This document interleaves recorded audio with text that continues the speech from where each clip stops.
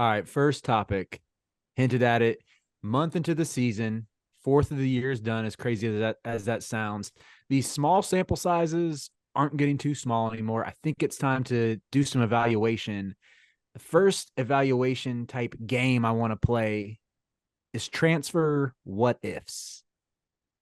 Think back to this offseason, to the big name transfers. We always heard who were the final two, the final three, maybe the final four in some cases. What are the biggest what ifs from this season where if X transfer had gone to X school instead of where he's currently at, this team would be doing what now? I love this game so much. Kristen, you Let me want to go go first? Yeah, I'll go ahead. first with a local pick, and then I want to think again for a national one. So when Joe Toussaint left West Virginia, he had a few options, and one of them that was in his final three was Pitt. And without Dior Johnson, who got dismissed immediately after, Pitt didn't have any veteran guards they could rely on. Had Joe Toussaint picked Pitt, and they could start him right now next to Ishmael Leggett, and had Bub Carrington be like the elite sixth man, Pitt would be a top 25 team right now because Joe Toussaint has been really good for the Red Raiders. And you have Blake Hinson, you have the bigs. All you needed was just a guard that can be steady for you. And if Pitt had that, Florida would have been a win. Missouri would have been a win, and Pitt would be top 25. And I just really wish we would have been able to get him. The Texas Tech was able to win out. But now he's been my early what if so far. Okay, here's the good news. I just learned how to mute Tristan from the Zoom call as the host. We're not going to let him lead this game with Joe Toussaint love. Like, that's a needle-moving piece. That was insane. I can't believe I just gave him 45 seconds to do that. Tristan, you'll be unmuted as soon as I'm done with my portion. That was insanity. I have a bunch. I'm going to try and limit myself to three, one being my team. It's obvious. If Caleb Love's on Michigan, I'm less interested in what that does for Michigan. Is Arizona as good as they are without Caleb Love? I don't know. I would have said preseason they would be better without him. But, do they win that game at Duke without Caleb Love down the stretch, just like icing big moments? He hasn't had the explosive stuff yet. Like, he's only had one 20-point game. But he's been solid, which is like the best compliment I can give Caleb Love. And everyone has them in the top three in the country right now with UConn and Purdue. And I don't know that they would be there without him. So that's big. And obviously it would help Michigan if he was there. I have two more I'll be quick on. Dalton Knecht was rumored to Indiana for a very long time. And I'm trying to imagine what that looks like if he's on the Indiana roster that already has a ton of huge forwards. Like, is Dalton Knecht playing the 2 at Indiana and Mbako's at the 3 with Renault and Ware? Because that would be insane. They would be so bad defensively, it would be hilarious. But, like, at the same time, Indiana would be obviously better with Dalton Knecht. I kind of wish we could live in that bizarro world. That would be fun. And my favorite one is definitely this. Where could Hunter Dickinson have gone that wouldn't be Kansas? Because he's been, I think, the best possible version of himself. And we're still sitting here underwhelmed with Kansas because of all of the issues with the roster around him. I said the moment he picked Kansas, I thought that was the clunkiest roster fit of his options he could have chosen. He could have gone to Kentucky, which looks incredible right now and doesn't have a big man. Can you imagine if Hunter Dickinson was on Kentucky right now? That team would be the runaway number one team in the country. And instead, he chose Bill Self. He chose the bag. Bill Self used all his monopoly money on Hunter, and it's probably going to bite them in the end. Riley, let's throw it back to you. And Tristan, I'm about to unmute you. I'm already unmuted, jackass. Hello. You didn't even hit on the most egregious part of the Joe Toussaint pick. Was like, I know Toussaint has had some big scoring outputs this year, but if Toussaint's on this Pitt team, we don't get Bub Carrington like looking like a first round pick. Like, he would have gotten the minutes. Don't worry about that.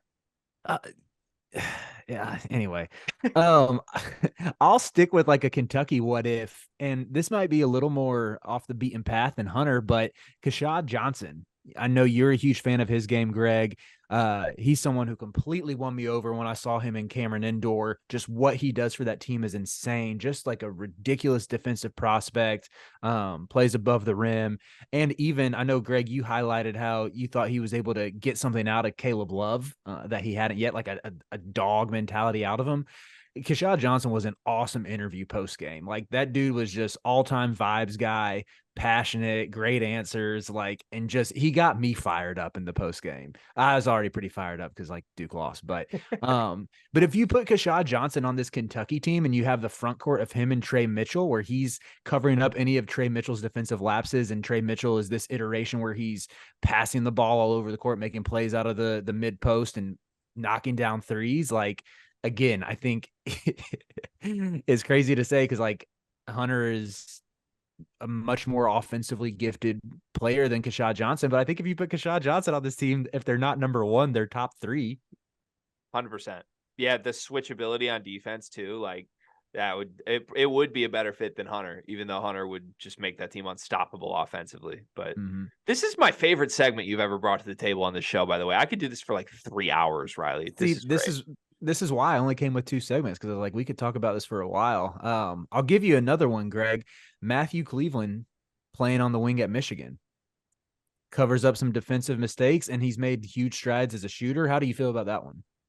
I like it more if you do yourself dirty and use Harrison Ingram instead of Matthew Cleveland, which I was going to talk about Harrison Ingram to Kansas. We can hit on that one too. But yeah, he was more realistically considering Kansas. But I remember like Juwan just had this stretch after he got Amari Burnett. It was like the only targets he had were guys he was like highly after on the recruiting trail out of high school, which meant Matthew Cleveland and Harrison Ingram when they hit the portal.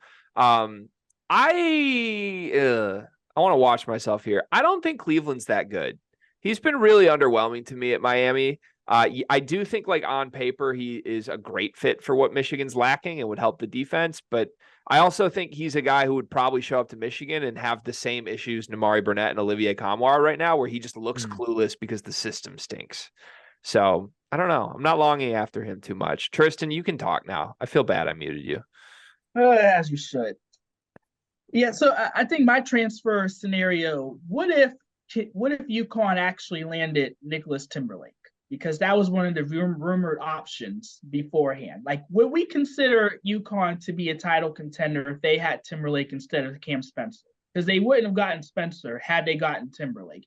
And I would argue, had Kansas not gotten out of the shooting guard sweepstakes early on, when Spencer entered the portal, Kansas would have been a really nice landing spot. Imagine Kansas with Cam Spencer instead of Timberlake. Then they would be the clear number 1 team without the shooting concern. That's one of those dominoes that I think worked out really nice for one team, and it's sort of, struggling with Kansas right now. Yeah, I like how Tristan took it the opposite direction of like how good would this team be with like how bad would this team be. I can only think negative. Sorry.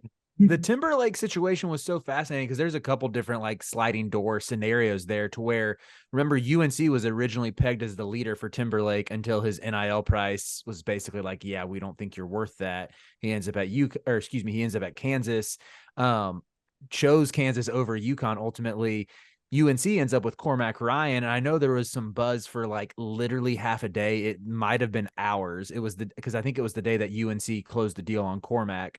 When Cormac was in Chapel Hill, that was like, oh, UConn missed on Nick Timberlake. They're going to go all out on Cormac Ryan now. So think about what if Timberlake ends up at Kansas, then UConn got Cormac Ryan. Does UNC end up with Cam Spencer? Like there's so many different scenarios you could take this with your like choose your own adventure of white shooters.